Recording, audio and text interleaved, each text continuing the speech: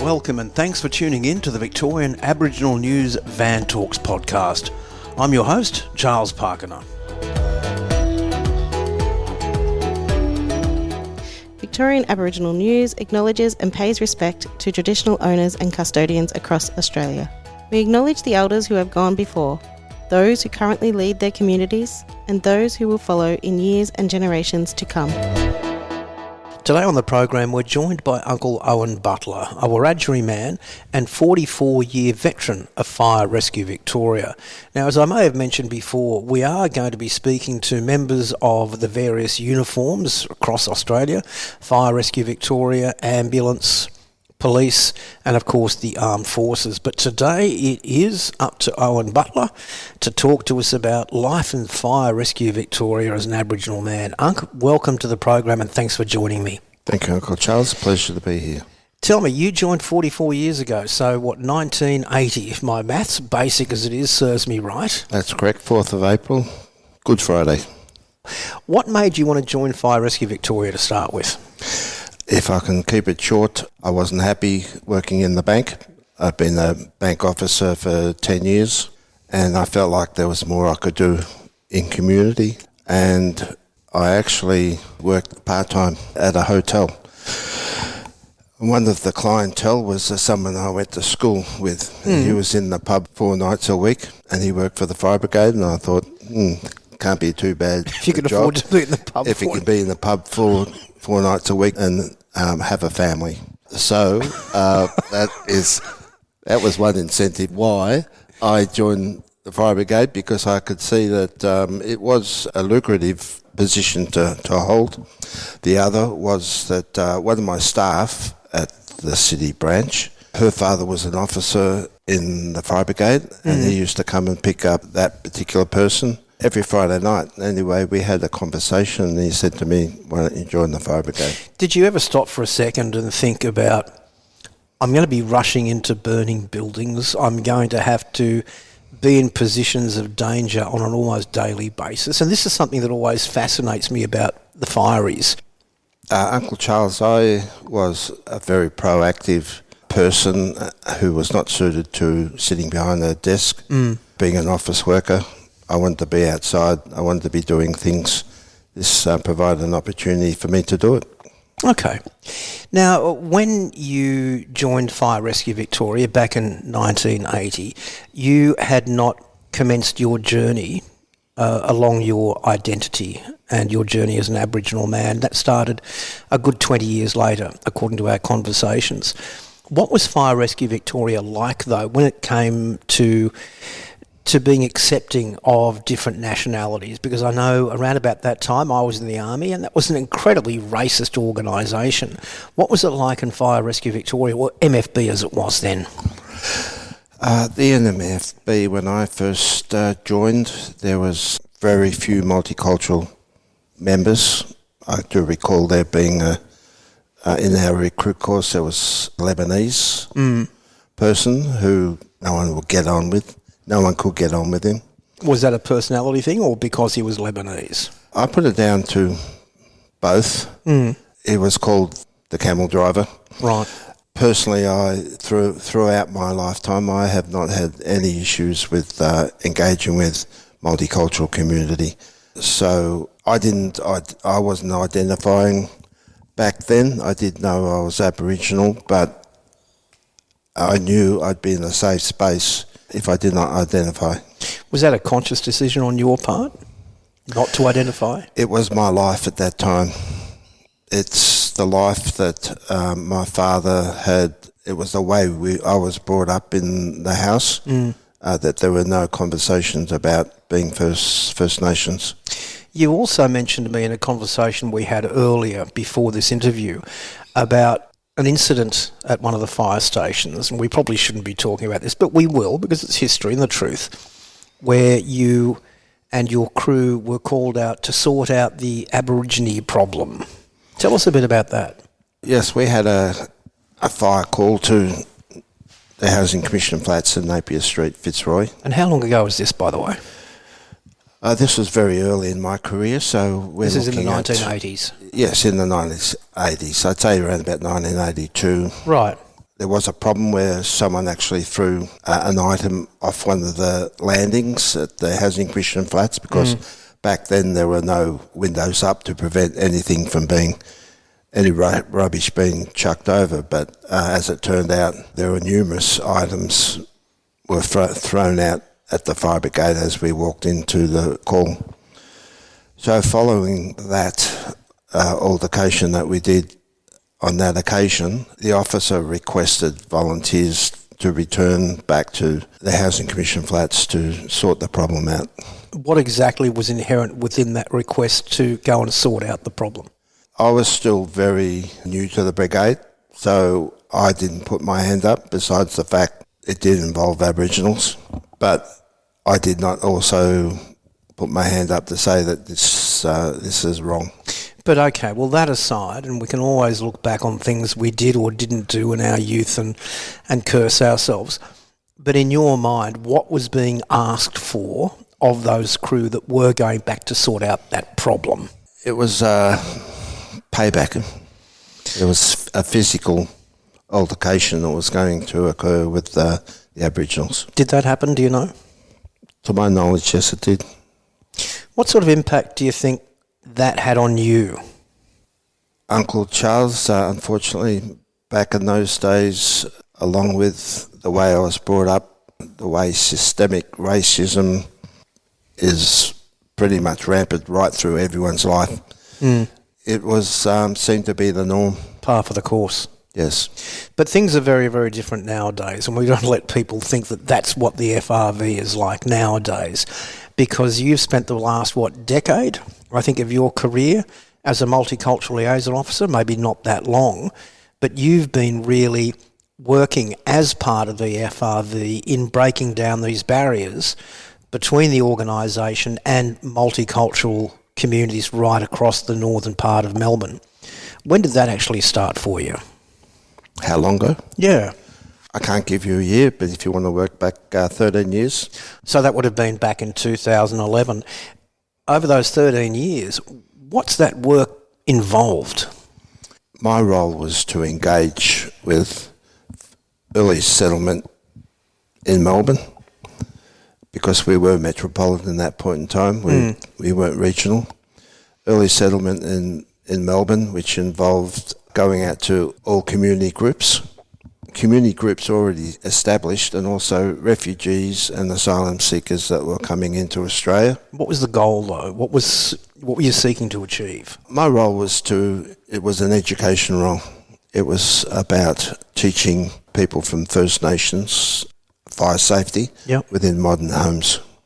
Did that have much of an impact, do you think, on relationships between these multicultural communities and First Nations communities and the fire brigade? Yes, absolutely. Within the last 10 years, our role has, by many in the brigade, have been taken on, where we are quite aware that not only do we put wet stuff on the red stuff, that it's important to actually try and prevent fires. And so education is all about that fire prevention. The people I was dealing with were from Third Nations, predominantly in the north. It was Horn of Africa population who would be cooking with open fires, solid fuel, cooking on the ground inside the house because they had an earthen floor, no electricity. So we've got an issue when they come to Australia. They have an issue with cooking in the house.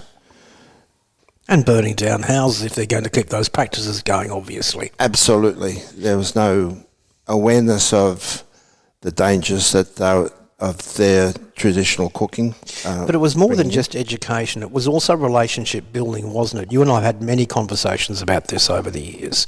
That relationship that existed between Third Nations, First Nations and FRV. How important was that for you, and how difficult was it for you to build those relationships where there may have been distrust? Oh, there was always a lot of distrust, especially not so much for the established communities in Australia because apart from the fact that they have themselves suffered racism on coming to Australia, but those who are the early settlement, they were coming to Australia, they were coming from a land of war and trauma. Yeah. Anyone in a uniform was a danger to them because those in uniform were their enemies over where they lived because they were the threat. That's where the death was coming from. So we reached a point where sometimes we would have to take our uniform shirt off, just wear a T-shirt to do a presentation because we didn't look as official as a uniform service. What about internally? Because, I mean, your work as a multicultural liaison officer was outward facing, out to the community. But what about internally? Over the 44 years, ever since that instance in, 1982 or 1983 of let's go and sort out that Aboriginal problem, how much has it changed now? Because you've got quite a number of First Nations firefighters, and I know FRV is recruiting to get more in there as well. Do you consider it to have been progressive to the point where it's a welcoming place for First Nations people? And I'm not asking you to compromise yourself because you're still employed by FRV. It sometimes depends on the area where the stations are located. Right. I know of problems in the western suburbs. I myself have had confrontation with an officer in the northern suburbs. There's definitely been problems in the regional areas. So this is because of your Aboriginality that you had that confrontation? Yes, absolutely. Let's be frank though, you can pass as white, as can many Aboriginal people.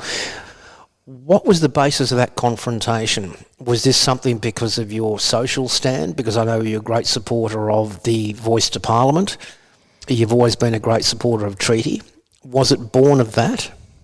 It all started by me wearing an Aboriginal badge on my shirt, and a senior officer came up to me and said, "Why are you wearing an Aboriginal flag? You should be wearing an Australian flag." My response to that was, why would I wear an Australian flag? Because it's got a Union Jack on it. Well, it was like waving a red flag to a bull. He went straight off at me and threatened to take down the Aboriginal flag outside the station. How long ago was that? That would have been maybe pre-COVID. Would you say that, though, is the exception to the rule rather than the norm within FRV? I believe that the FRV has changed dramatically. We do now have a department, Diversion and Inclusion, which have done a lot of work, which has included First Nations stories in the fire brigade as well. Yeah. So, yeah, I think there is an improvement, and there's also obviously an improvement with the multicultural as well. Because when I first started, I never saw an Asian person in the fire brigade, but now probably over the last 10 years, maybe 15. We have a number of Asians within the fire brigade. You've spoken to young Aboriginal people over the years and you have encouraged them to join Fire Rescue Victoria as a career. Do you feel any regret in doing that, or do you really believe that FRV has advanced to that point where it is a relatively safe place, culturally, not physically, because we've still got that problem of rushing into a burning house, but it is still a culturally safe place for First Nations people? At present, it's not ideal. We haven't got all senior management that have got their head around what is regarded as culturally safe. There are firefighters out there present day who are having issues at stations. This is because they're First Nations or because they're Third Nations? I'm only talking about First Nations now. I haven't had that conversation with any other. Well, no, that's not right. There are others from multicultural communities that are having issues, just simple things, systemic racism, name-calling and, just remarks, slide remarks which are supposed to be funny, but they're not funny to the person that they're being directed to. I am aware that FRV is working to address this. They've been doing cultural safety audits. They're going through training and all this sort of stuff. We see that right across. How much more is needed? What do you, as a 44-year veteran, as a First Nations leader within FRV and as a multicultural liaison officer, you've got a pretty broad picture of everything. What would you like to see happen to get FRV right up there to be best practice when it comes to culturally aware and accepting of First Nations firefighters? Uncle Charles, it's a real learning process, and it's very hard to change the way people have been brought up. We're talking about systemic racism. You come back to that a fair bit, yeah. It's very difficult, and leadership must come from the top. I know the executive leadership team were very enthusiastic about engaging with First Nations and improving the situation in the fire brigade and learning about our culture, our history, and expanding that at station level. But at this point in time, now that we've actually changed from MFB, I'm not sure what has been brought into our fire service from the CFA, as in their culture. I don't want to make a generalisation. Well, the CFA, let's just explain that if you wouldn't mind. So the CFA is the Country Fire Authority. Yes. And it was, I think, pre-COVID that it was brought into FRV or to MFB. So both CFA and MFB came together to be Fire Rescue Victoria, right? Yes.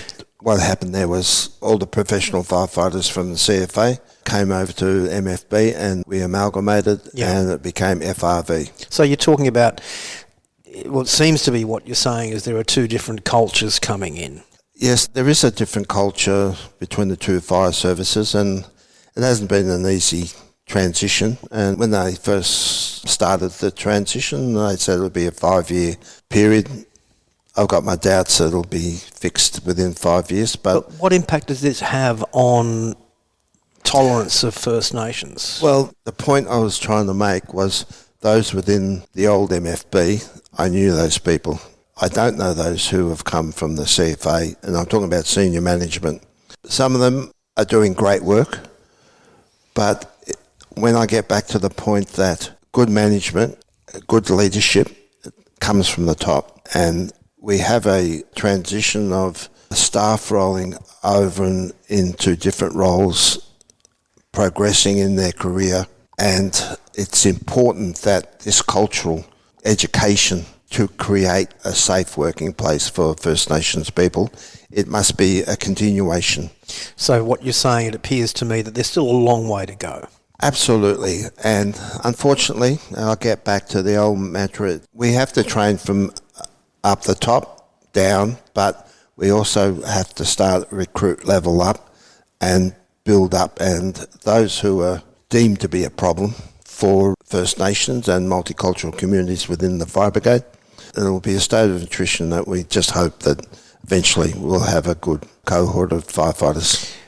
Let me ask you then the ultimate question. Having said all this, would you openly recommend to Aboriginal people that they join the FRV as a career? Absolutely. Even despite everything you've said? Absolutely. FRV provide a wonderful career path for anyone. Unfortunately, some people may have to have a thick skin to get past that problem that fire service have at the moment, and who are dealing with it as well at the moment. But the benefits of working with the fire brigade it's a job for life. Uncle Owen Butler, many thanks for joining us here on Van Talks and sharing your experiences and thoughts. Thanks, Uncle Charles. It's been a pleasure to be here. For a full transcript of this interview, visit the Victorian Aboriginal News website at vicaboriginalnews.com.au. Until our next episode, stay safe and stay informed.